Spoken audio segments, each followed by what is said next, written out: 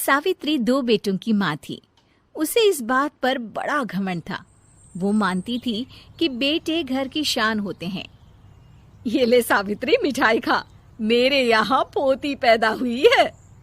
ये सुनते ही सावित्री मुंह बना के कहती है, अरे तू तो लुट गई, बर्बाद हो गई, तेरे यहाँ लड़की पैदा हो गई। अरे तू ऐसा क्यों कह रही है? मैं तो बहुत खुश हूँ।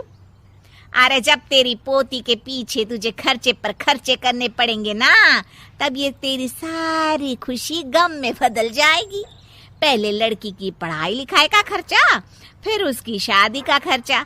अरे आजकल की शादियाँ कितनी महंगी हो गई है। गहने बनाओ, लाखों रुपए पानी की तरह बह जाते हैं। लड़कियाँ तो सिर्फ खर्चा करवाने के लिए ही पैदा होती हैं।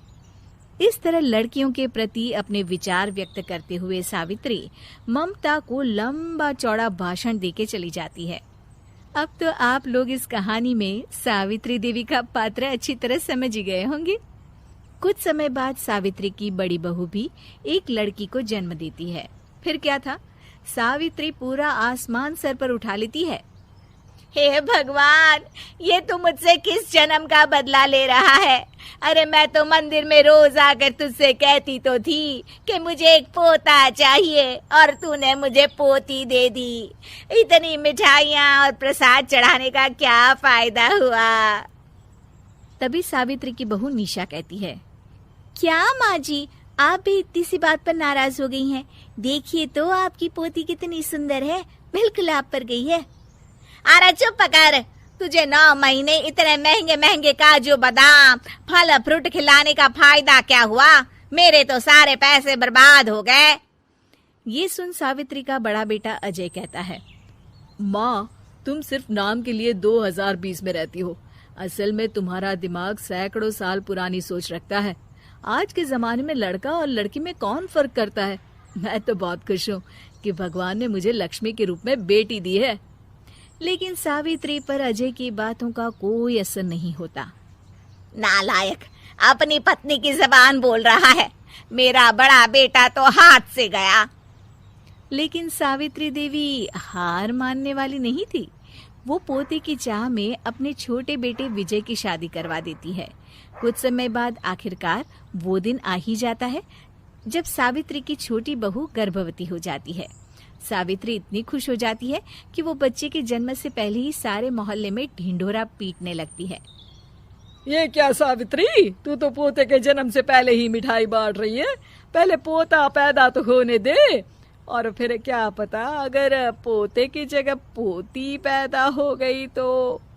ये सुन सावित्री चिढ़ जाती है। अरे अपनी काली जबान मत चला, मेरी मिठाई खा के मेरा ही बुरा सोच रही है।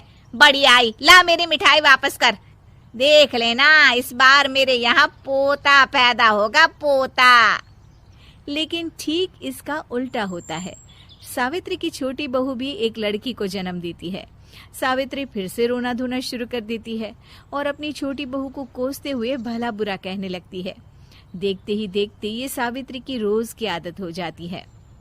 एक दिन उसकी इस आदत से परेशान होकर विजय अपने भाई अजय से कहता है, भैया, माँ खुद एक औरत होकर हमारी बेटियों को पसंद नहीं करती, उल्टा उन्हें रोज कोसती रहती है। मुझे माँ की यह आदत बिल्कुल पसंद नहीं आती। अरे तू ठीक कहता है, मैं भी अब माँ से तंग आ गया हूँ। अच्छा, तो अब तुम दोनों इस तरह पीठ पीछे मेरी बुराई भी करने लग गए हो? नहीं माँ, हम चाहते हैं कि घर में शांति बनी रहे। हमें हमारी बेटियाँ बहुत प्यारी है। मैं नहीं चाहता कि वह तुम्हारे ताने सुन सुन कर बड़ी हो, और इसीलिए हम दोनों ये घर छोड़कर चले जाएंगे। हाँ माँ, मैं भैया की बात से सहमत हूँ। जब तुम इस घर में अकेली रहोगी तब तुम्हें अपनों की कीमत का एहसास होगा। अपने दोनों बेटों के मुंह से अपनी माँ के लिए इतने कठोर शब्द सुन सावित्री भावुक और रुआंसी होकर कहती है, क्या सच में तुम दोनों मुझे इस घर में अकेली छोड़कर चले जाओगे? हाँ माँ। हाँ माँ, अब पानी सर के ऊपर जा चुका है।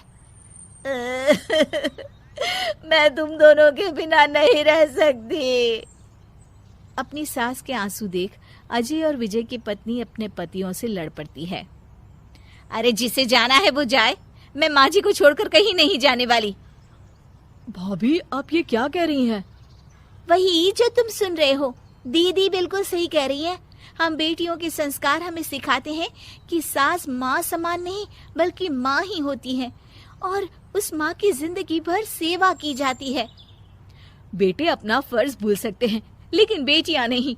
आप दोनों शौक से जा सकते हैं। माँ जी, हम दोनों के रहते आपको किसी बात की फिक्र करने की जरूरत नहीं।